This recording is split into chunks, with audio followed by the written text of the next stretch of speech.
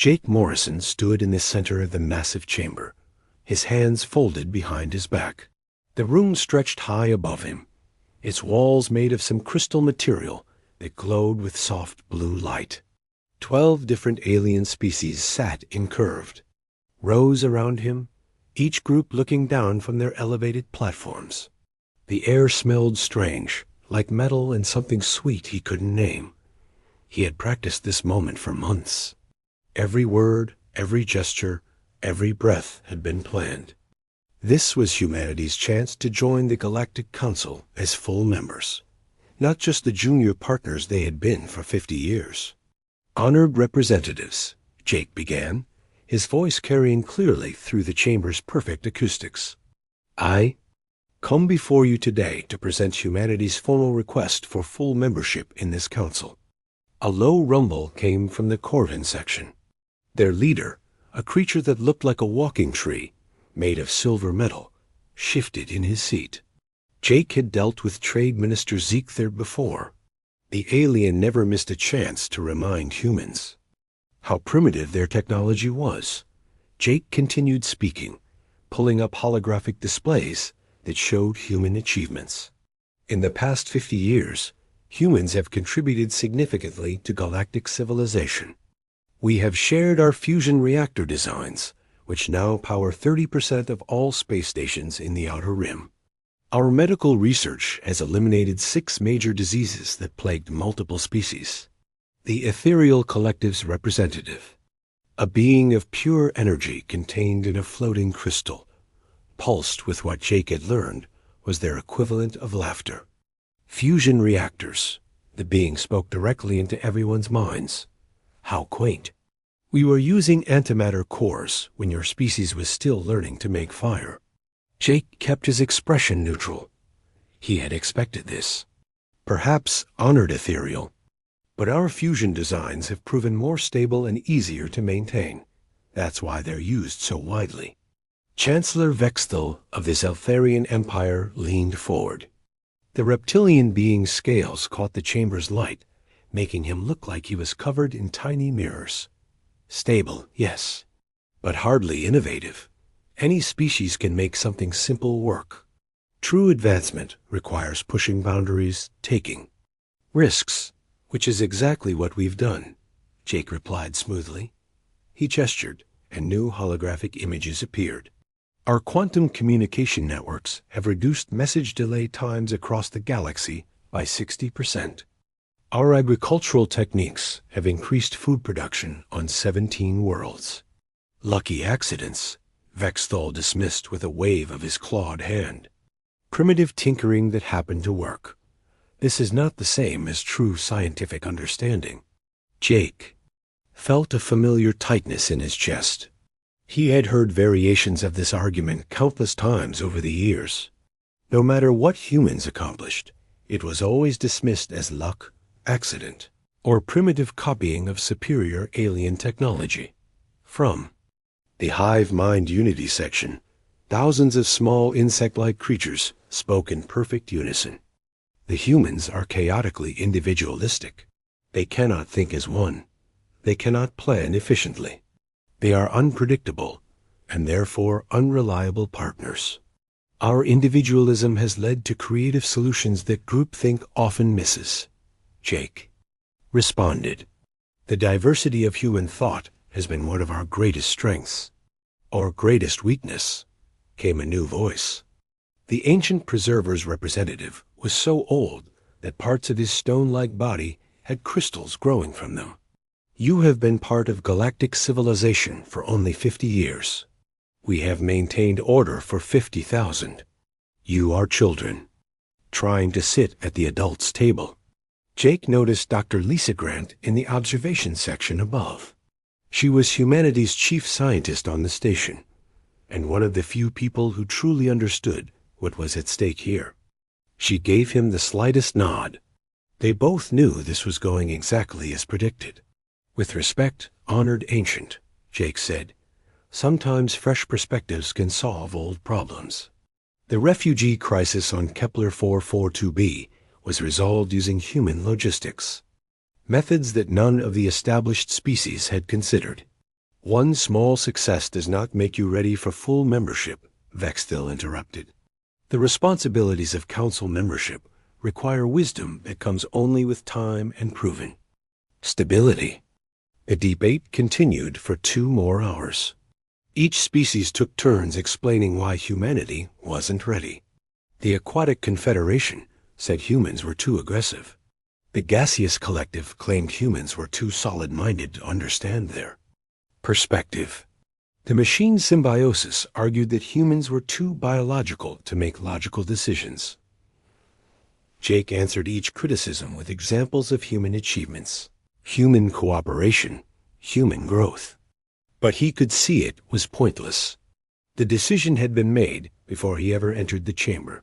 Finally, Chancellor Vextil called for the formal vote. All those in favor of granting humanity full membership in the Galactic Council? Silence filled the chamber.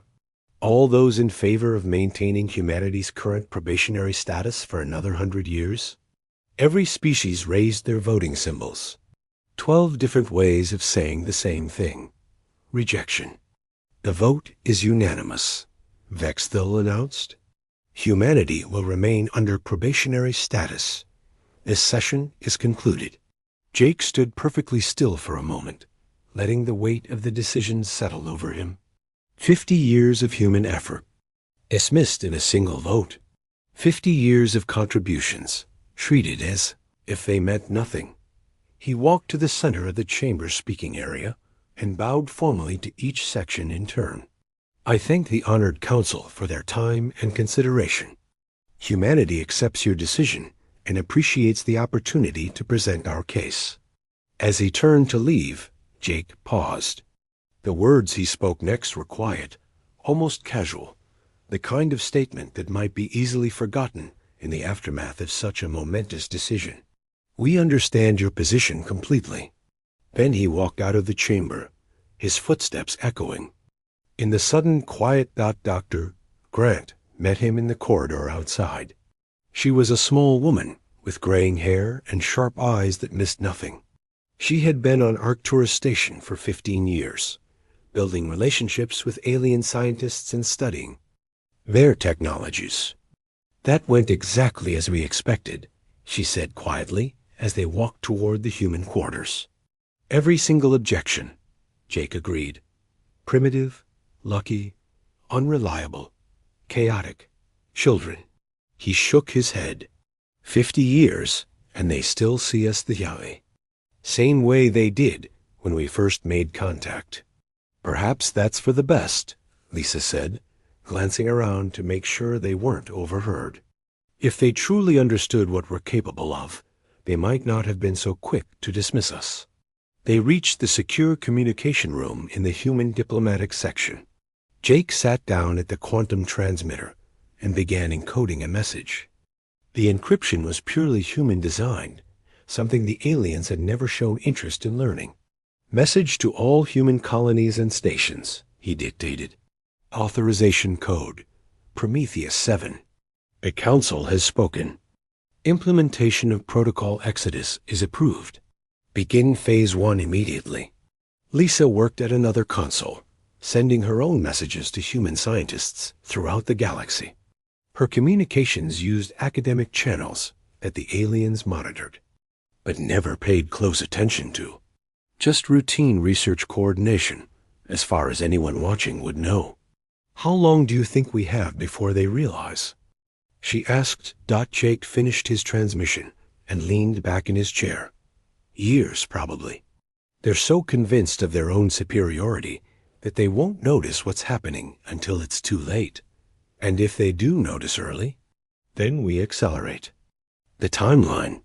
Jake stood up and walked to the small window that looked out into space. Beyond the station, he could see ships from dozens of different species coming and going. Trade vessels, exploration ships, military patrols. The busy traffic of a galaxy that thought it had everything figured out. They think we're children, he said softly.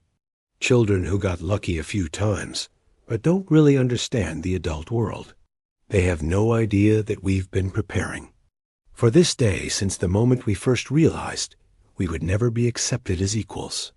Lisa joined him at the window. The hardest part will be keeping quiet about it. No dramatic speeches, no angry departures. Just ... Fade away. That's exactly what makes it work, Jake replied. They expect humans to be emotional and unpredictable. The last thing they'll expect is for us to simply disappear without making a fuss about it. The message confirmations began coming in from across the galaxy. Human colonies acknowledging the order. Human scientists beginning to close down there. Research projects. Human traders starting to wind down their operations. It had begun. Captain Roy Patterson stood on the observation deck of Mars Station Beta, watching the last transport ship disappear into the darkness of space. The red planet stretched out below him, its surface dotted with human settlements that had been home to 3 million people just 6 months ago. Now those settlements looked empty from orbit, but Roy knew better. Everything valuable had been quietly removed. Every piece of advanced technology, every research file, every prototype weapon system. To any casual observer, it looked like the humans were simply upgrading their facilities. Sir, the Corvin inspection. Team is requesting permission to dock. Lieutenant Sam Hayes reported from behind him. Roy turned away from the window. Grant them permission. Make sure they see exactly what we want them to see. The Corvin trade delegation had been sniffing around human operations for months, ever since rumors started that humans were scaling back their mining operations. Trade Minister Ziegler was suspicious by nature, but he was also greedy. If humans were abandoning profitable ventures, he wanted to know why. Roy walked down to the docking bay to meet the aliens personally. It was important to seem cooperative and normal. The Corvin shuttle was larger than necessary, a show of wealth and power that Roy had grown used to over the years. Ziegler emerged first, his metallic body gleaming under the station's lights. Behind him came 3 smaller Corvins carrying scanning equipment. They always brought scanners, as if humans might be hiding something valuable. Captain Patterson. Ziegler's voice had a ringing quality, like metal being struck. We are here to discuss the mining rights you are abandoning in the asteroid belt. Of course, Roy replied with a smile. Though I should mention, we're not abandoning anything. We're simply consolidating operations for greater efficiency. It was technically true. They were consolidating everything into transport ships that would carry it all far away from this galaxy. But Ziegler didn't need to know that. They toured the station's mining control center, where human technicians showed the Corvin's outdated equipment and simplified mining schedules. The real control systems had been quietly moved months ago. What the aliens saw was functional but primitive, exactly what they expected from human technology. Your yields have dropped significantly, one of the junior Corvins observed, studying the false data they were being shown. Market fluctuations, Roy explained easily. We're focusing on quality over quantity now. Better to extract premium ores slowly and flood the market with inferior materials. Ziegler's mechanical eyes whirred as they focused on Roy. This is very different from human behavior we have observed before. Usually, your species prioritizes speed and volume. Roy kept his expression neutral. The alien was smart and suspicious, but he was also arrogant, which made him predictable. We're learning from our mistakes. Sometimes the old ways aren't the best ways. After the inspection, Roy watched the Corvin shuttle depart. They had seen nothing suspicious, but they also hadn't seen the truth. Hidden in the station's lower levels, massive transport containers waited to be loaded onto the next outbound freighter. Everything that made Mars Station Beta valuable to humanity was slowly being moved away. 3,000 light-years away, engineer Kate Sullivan was performing a similar dance on Europa Station. The ice moon of Jupiter had become humanity's center for quantum communication research. and Kate's job was to dismantle it all without anyone noticing. The ethereal collective had representatives on the station, beings of pure energy who claimed to understand quantum mechanics better than any physical species. They floated through the research labs like glowing ghosts, observing human work with what Kate had learned to recognize as condescension. The quantum entanglement chambers seem less active lately. One of the ethereals communicated directly. Into Kate's mind, the sensation always made her skin crawl. "We're running efficiency tests," Kate replied out loud. She had learned that speaking aloud sometimes confused the ethereals, who preferred mental communication. Trying to reduce power consumption while maintaining signal strength. It was partially true. They were testing efficiency, but not for the reasons she claimed. Every piece of quantum communication equipment was being carefully studied and copied before being packed away.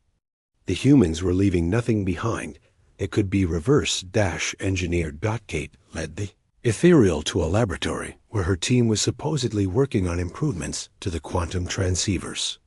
In reality, they were installing deliberate flaws in the equipment they were leaving behind. The transceivers would work for a few more years, then begin failing in ways that would be difficult to diagnose. Human methods are so inefficient, the ethereal pulsed with what Kate recognized as amusement. But sometimes inefficiency has unexpected benefits. "We do our best with what we understand," Kate replied humbly. The alien had no idea that human quantum technology was actually decades ahead of what the galaxy used. They had been careful to share only their older, simpler designs. Dr. Alan Price faced the most complex challenge of all. Terra Nova was humanity's largest colony world outside of Earth, home to 30,000 humans and the center of agricultural research that fed dozens of other worlds. Making 30,000 people disappear without anyone noticing required. Careful planning and perfect timing got Alan stood in his office, looking out at the vast grain fields that stretched to the horizon. Automated harvesters moved through the crops, but there were fewer of them than there had been a month ago. The reduction was subtle, explained as routine maintenance and upgrades. Dr. Price, the Aquatic Confederation, is requesting an update. On the kelp farming project, his assistant, Nancy Bell, informed him from the doorway. "Tell them we're seeing promising results, but we need another season to gather complete data," Alan replied. The kelp project was real, but the results had been compiled months ago. They were stalling for time while the last human families prepared to leave. The evacuation was happening in stages. Families were leaving for extended visits to relatives, or educational opportunities on other worlds, or temporary work assignments. Each departure looked normal by itself, but together they represented a massive population shift. Alan's biggest challenge was the non-human. Observers on Terra Nova, the planet hosted research teams from 6 different species, all studying human agricultural methods. They lived in their own compounds, but they paid attention to human activities. The solution was to replace the departing humans with temporary workers from other human colonies. The alien observers saw humans coming and going, which was normal. They didn't realize that the humans leaving never came back, while the ones arriving were only staying long enough to maintain the illusion of normal activity. Commander Helen Ward was handling an even more delicate situation. As the human military liaison to the Galactic Peacekeeping Force, she had access to classified information about ongoing conflicts throughout the galaxy. Her job was to extract human military advisors from alien conflicts without raising suspicions. Helen sat in her office on Peacekeeping Station Alpha, reviewing deployment reports. Officially, she was rotating human personnel for routine rest and retraining. In reality, she was pulling every human military advisor out of active service. The timing was perfect. The galaxy was relatively peaceful, with only minor conflicts that didn't require major intervention. The human advisors could be withdrawn without immediately affecting ongoing operations. Commander, the Zeltharian Defense Minister is asking about the recall of Lieutenant Commander Tony Green. Her aide reported. Tell him that Green is attending advanced strategic planning courses on Earth, Helen replied. He'll be available. For reassignment in 6 months. 6 months would be far too late. By then, every human in military service would be light years away from this galaxy. The most difficult part was maintaining normal communications while an evacuation proceeded. Dr. Grant had returned to Earth to coordinate the scientific withdrawal, but she maintained regular contact with her colleagues throughout the galaxy. Her messages appeared routine to any alien monitoring system. Updates on research projects, requests for equipment, personnel transfers for career development. Hidden in the academic language and scientific jargon were the real messages: evacuation schedules, pickup coordinates, and security protocols. The aliens saw what they expected to see. Humans being humans, inefficient and disorganized, but generally harmless. They had no reason to look deeper or question the patterns they were observing. On Earth, President Jack Tyler met with his cabinet in a secure room deep beneath the Capitol building. The meeting was officially about trade negotiations with the Corvan Empire. In reality, they were finalizing humanity's departure from known space. All evacuation ships are in position, reported Admiral Ben Cooper via secure transmission. We can begin final phase operations on your order. How long until we're completely clear? Tyler asked. 72 hours from the start signal. Every human installation, every piece of technology, every research project will be removed or destroyed. Tyler nodded slowly. 50 years of human presence in galactic civilization erased in 3 days. And our destination? The Void region is ready to receive us. Our advanced scouts have identified suitable systems, and the construction fleets are already building infrastructure. Admiral Ben Cooper stood on the bridge of the colony ship New Horizon, watching the countdown timer on his main display. 72 hours had become 72 minutes, then 72 seconds. Now it showed zeros across the board. All stations. Report ready, Admiral, reported his communications officer, Lieutenant Karen Stone. Ben took a deep breath. 3 years of planning had led to this moment. Across the galaxy, every human settlement, every human ship, every human citizen was ready to leave. They had practiced this moment countless times in secret simulations. Send the signal, Ben ordered quietly. The message that went out was simple. The eagle has left the nest. Within minutes, responses began coming back from across known space. Human colonies, research stations, trading posts, and diplomatic missions, all confirming the same thing. They were leaving. On Ceres Prime, the agricultural world that fed 15 other planets, Farmer Doug Mitchell stood in his empty house one. Last time, the transport ships had already taken his neighbors, his equipment, and his livestock. The vast fields outside were still green and growing, but there would be no one left to harvest them. The alien settlers on Ceres Prime were mostly aquatic Confederation members who had built their communities near the planet's rivers and lakes. They had always been friendly enough, but they treated the human farmers like simple laborers who happened to know a few useful tricks. Doug walked out to his truck, an old human-made vehicle that he had decided to leave behind. It would be one of the few clues that humans had ever lived here. He climbed into the passenger seat of the transport that would take him to the evacuation ship. Strange to leave it all behind, said his neighbor, Carol Anderson, as they drove away from the settlement. Not strange, Doug replied, looking back at the farms they had built from nothing. Necessary.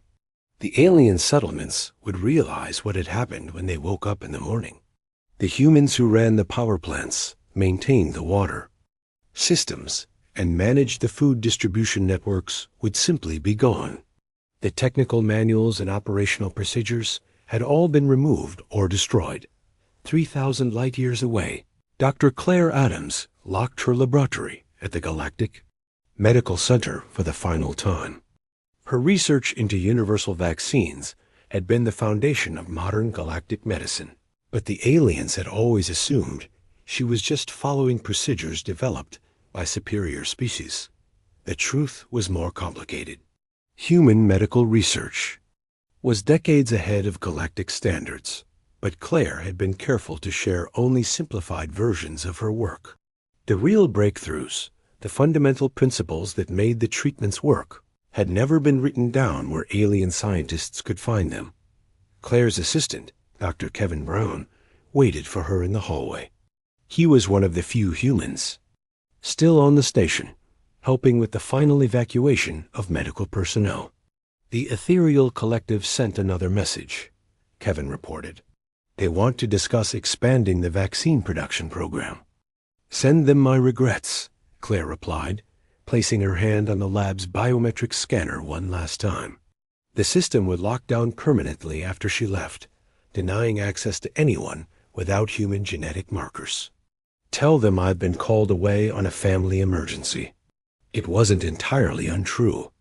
Humanity was her family, and leaving the galaxy behind was definitely an emergency of sorts. A medical center would struggle without human expertise. The alien doctors had learned to use human-developed treatments, but they didn't understand how those treatments actually worked. They would be able to maintain existing procedures for a while, but they wouldn't be able to develop new ones or fix problems when they arose. On Jupiter's moon, Europa, Kate Sullivan initiated the final shutdown of the quantum communication network.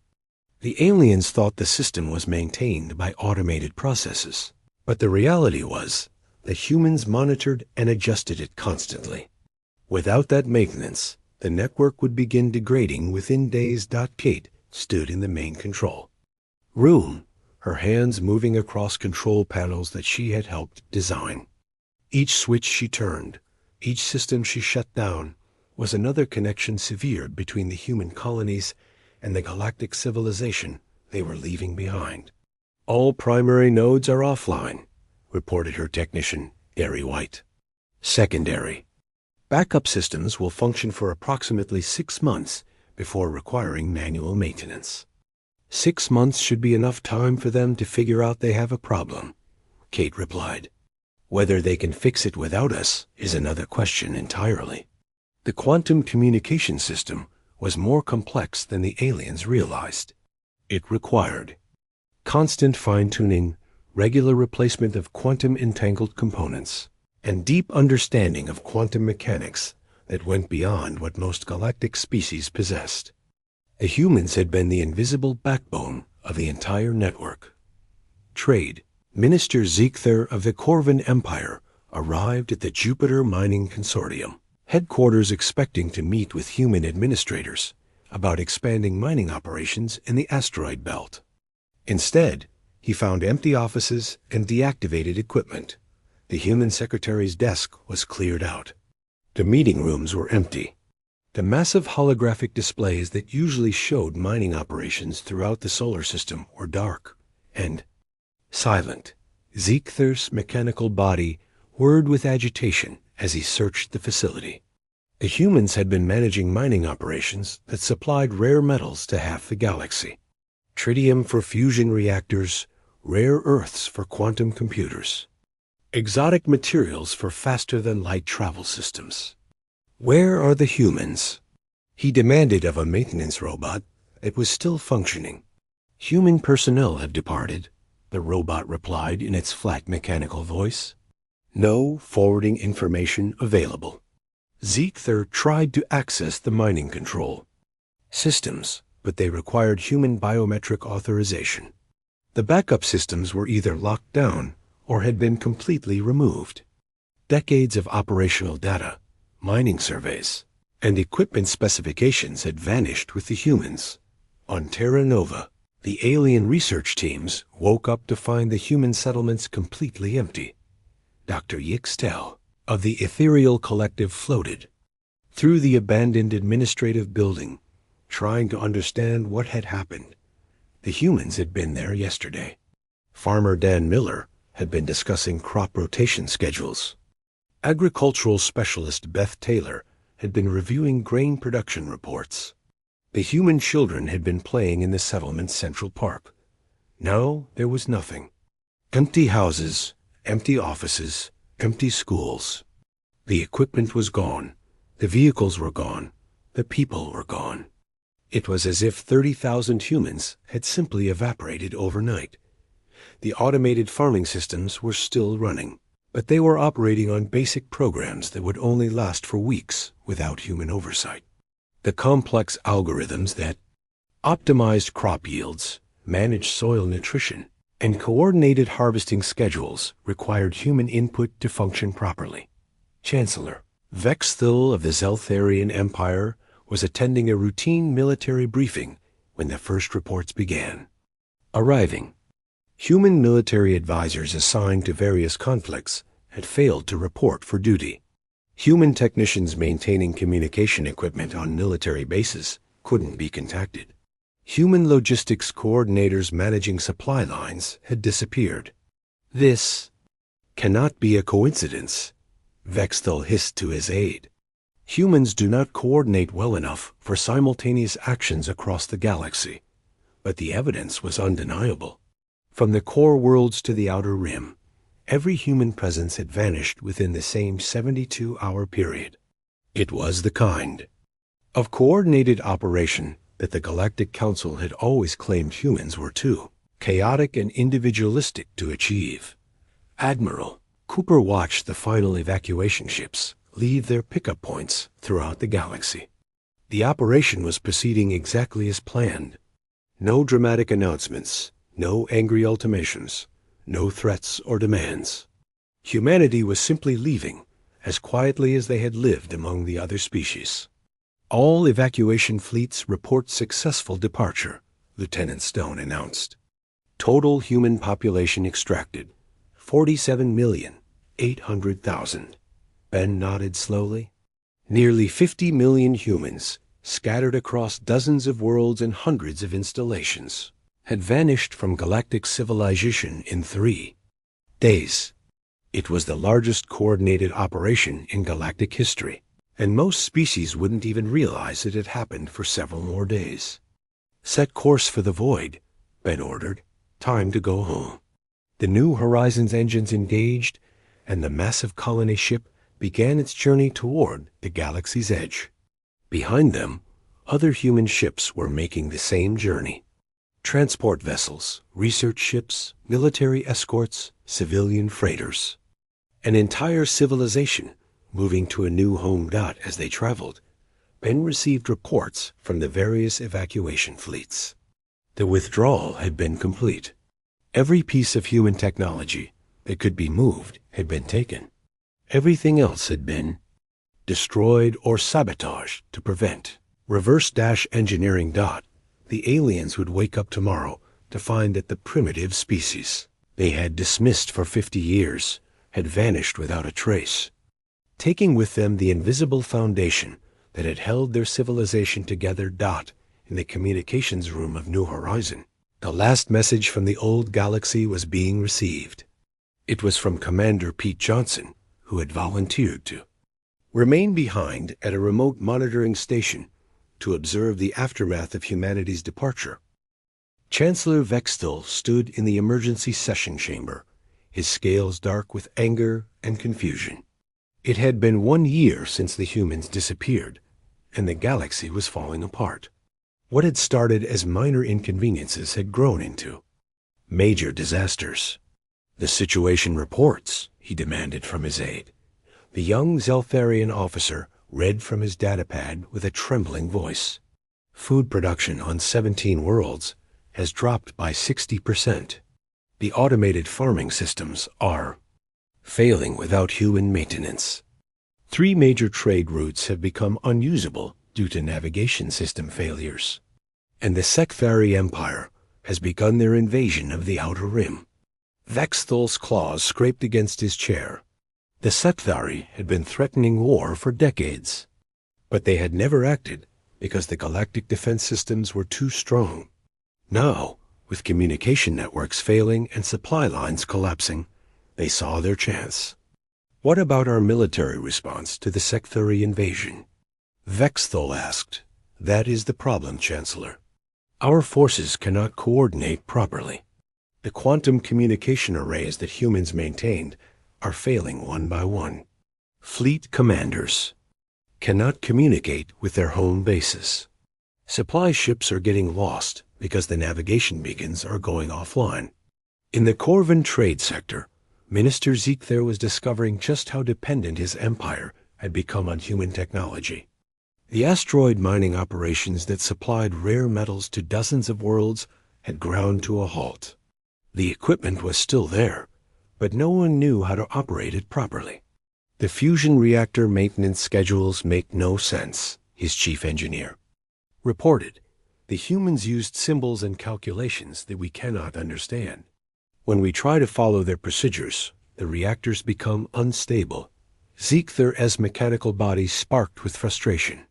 They are primitive fusion reactors. How difficult can they be to maintain? Apparently more difficult than we thought. Minister, 3 reactors have already had emergency shutdowns. 2 space stations have lost power completely. The Corvins had always mocked human fusion technology as simple and outdated.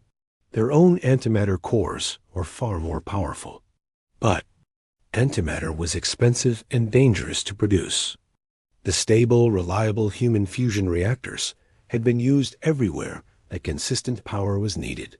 Now those reactors were failing, and the Corvins discovered that they had never actually understood how they worked. The humans had made them look simple, but the engineering behind them was far more complex than anyone had realized. On the medical research station orbiting Rigel, Dr. Zextal of the Ethereal Collective was facing a crisis that would have seemed impossible a year ago. A plague had broken out on 3 worlds in the Outer Rim, and none of the standard treatments were working. We need to develop new vaccines, Dr. Zextal communicated to his research team. The human protocols are not sufficient. But as they tried to modify the human-developed vaccines, they discovered a problem. The humans had shared the final products and the basic procedures, but they had never explained the fundamental science behind how the vaccines actually worked. The Ethereals could produce more of the existing vaccines by following the procedures exactly, but they couldn't adapt them for new diseases. They couldn't troubleshoot problems when the production process went wrong. They couldn't develop improvements or variations. Perhaps we should contact the humans for assistance, suggested one of the junior researchers. The humans are gone, Dr. Zextal replied with growing frustration, and we cannot locate them. The long-range communication systems they built are no longer functioning. That was another problem that was becoming more serious each day. The galaxy's communication network had been built and maintained by humans for 50 years.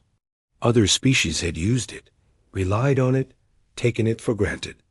But they had never learned how to fix it when things went wrong.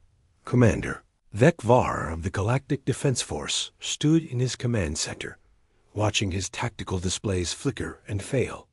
The Secthari invasion fleet was pushing deeper into civilized space, and his forces were powerless to stop them. Sir, we've lost contact with the 3rd Fleet, reported his communications officer. When? 18 hours ago. The quantum relay stations they were using went offline. We cannot re-establish contact. Vekvar looked at his strategic map. Red warning symbols marked Sectori advances across 3 sectors. His own forces were scattered and confused, unable to coordinate their movements or share intelligence. Humans had always been involved in military operations, but never in leadership roles. They served as advisors, analysts, and logistics coordinators. The other species had made the important decisions and led the battles. Now, Vekvar realized that the humans had been doing far more than anyone understood. They had been the ones who made sure information flowed properly between different military units. They had managed the complex supply chains that kept military forces equipped and fed. They had maintained the communication systems that allowed coordinated operations across multiple star systems. Without them, the galactic military was just a collection of individual units with no way to work together effectively. On Ceres Prime, the agricultural world was dying.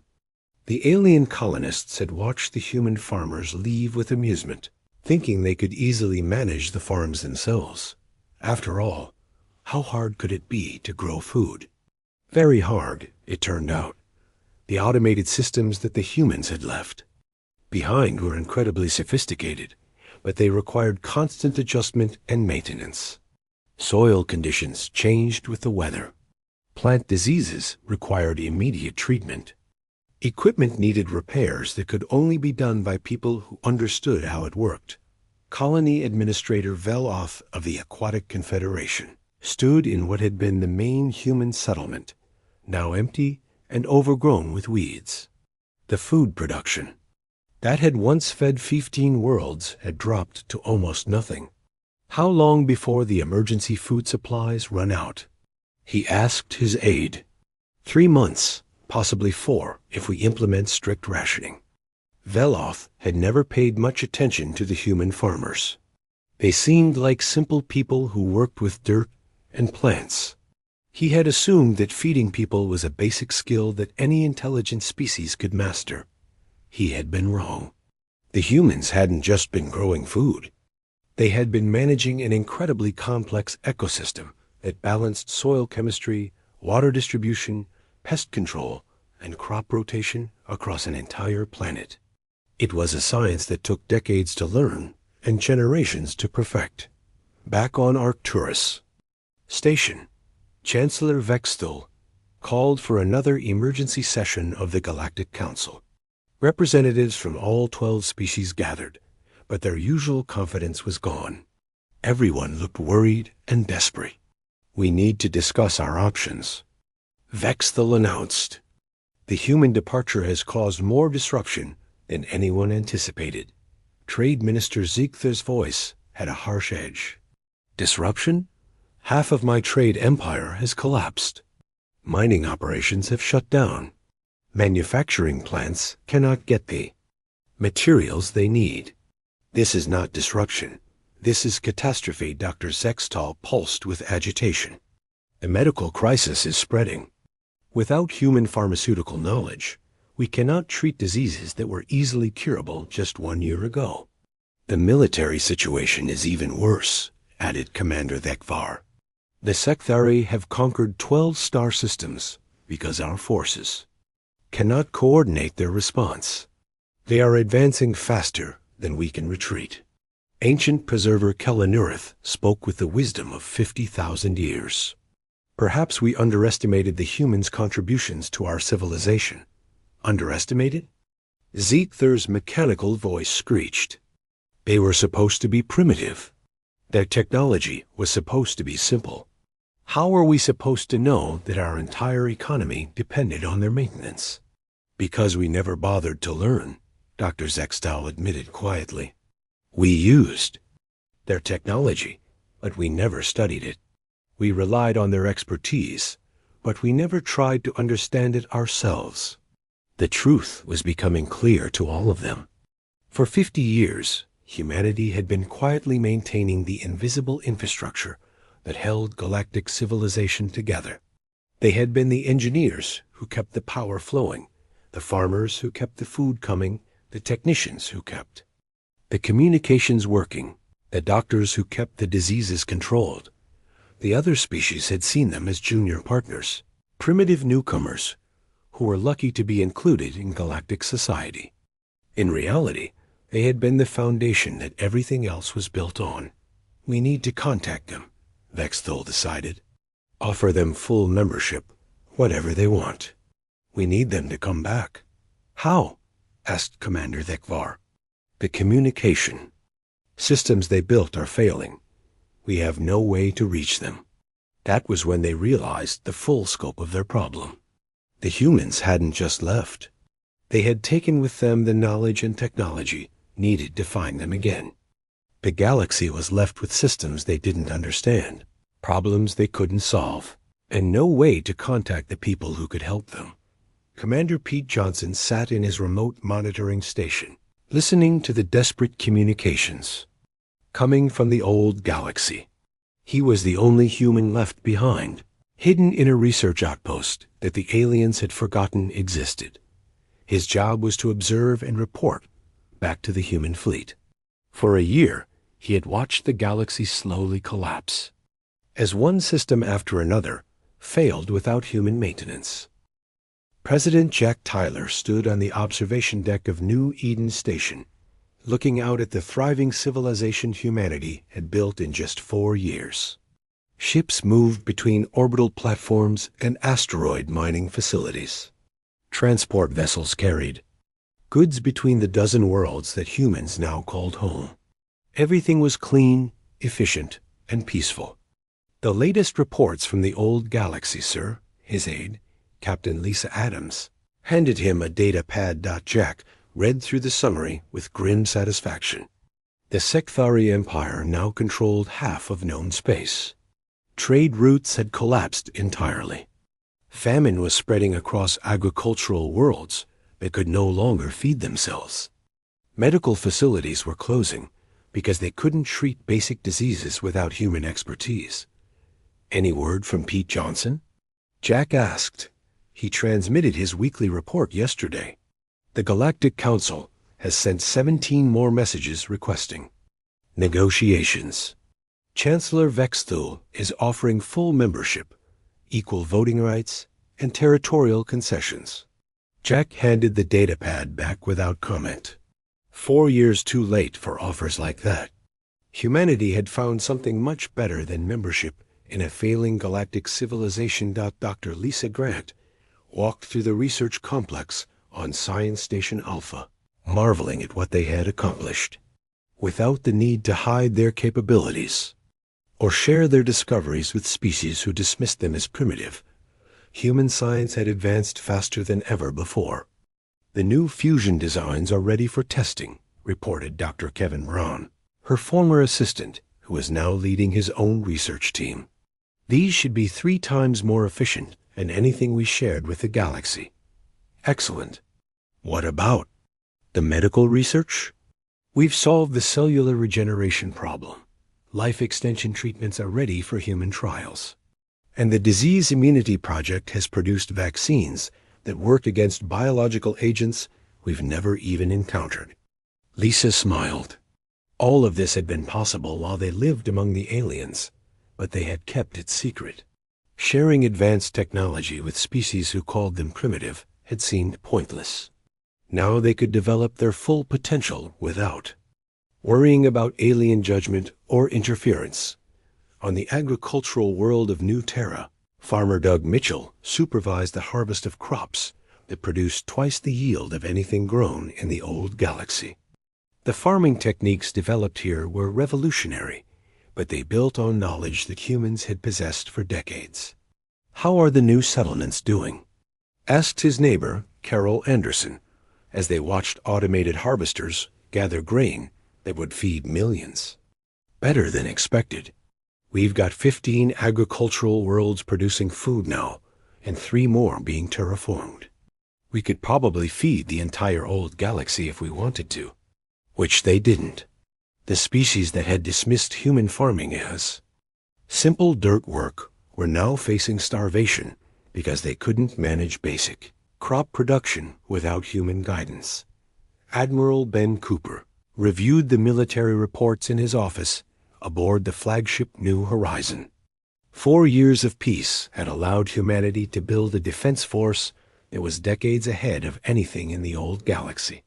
"Our scout ships report that the Sekthari have reached the core worlds," reported Commander Helen Ward. "They're meeting almost. No resistance.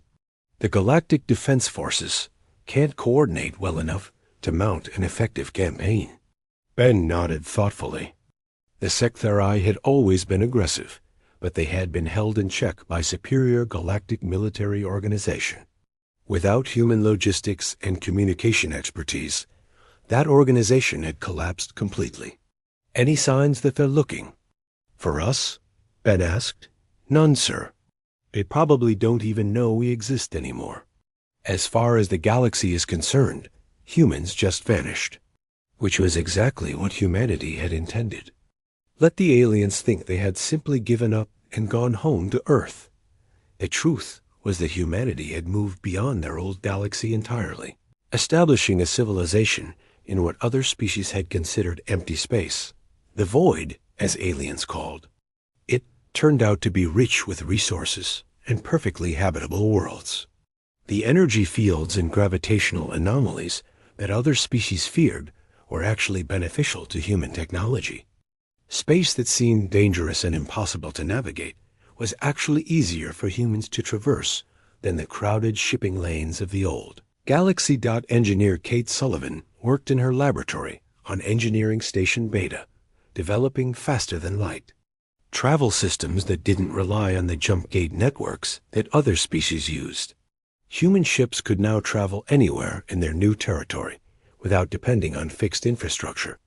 The new drive systems are ready for deployment, she reported to Admiral Cooper during their weekly conference. We can reach any of our worlds within days, and we're completely independent of external navigation systems. It was another technology that humans had been developing in secret while living among the aliens. The jump gate networks that connected the old galaxy were complex and expensive to maintain. Human scientists had found better ways to travel between stars, but they had kept those discoveries hidden. Now, those discoveries allowed humanity to build a civilization that was more connected and efficient than anything in the old galaxy. Even before the current collapse. Trade, Minister Paul Roberts reviewed the economic reports from all human worlds. Without the need to compete with alien corporations or follow galactic trade regulations, human commerce had flourished. Production is up 30% across all sectors, he reported to President Tyler. Mining operations are producing materials we need for expansion. Manufacturing is creating goods that surpass anything we made in the old galaxy. And we're completely self-sufficient. The economic independence was perhaps humanity's greatest achievement. For 50 years, they had been junior partners in galactic trade, selling raw materials and buying finished goods from more advanced species. Now they discovered that human manufacturing capabilities were actually superior to most galactic. Production. Dr. Alan Price stood in the main laboratory of Medical Research Station Gamma, surrounded by breakthrough discoveries that would have seemed impossible just a few years ago. Human medical science had advanced by centuries in the time since they left the old galaxy. The life extension treatments are showing remarkable results, he reported to Dr. Grant during their monthly research review. Human lifespan could be extended to several centuries with no negative side effects, and we've developed cures for every major disease that affects human physiology. It was medical knowledge that could have helped billions of beings in the old galaxy. But those beings had never appreciated human medical contributions, dismissing them as lucky accidents or primitive copying of superior alien techniques. Now, that knowledge would benefit only humanity, while the old galaxy struggled with medical crises they couldn't solve. Communications Officer Nancy Bell sat in the monitoring station that tracked transmissions from the old galaxy. The messages coming through were increasingly desperate. Chancellor Vexthill's latest transmission was typical. To the human leadership, wherever you may be, the Galactic Council formally apologizes for our previous decisions regarding human membership. We offer full recognition, equal status, and shared governance of galactic affairs. Please respond. Nancy filed the message with all the others. Hundreds of similar transmissions had been received over the past 4 years.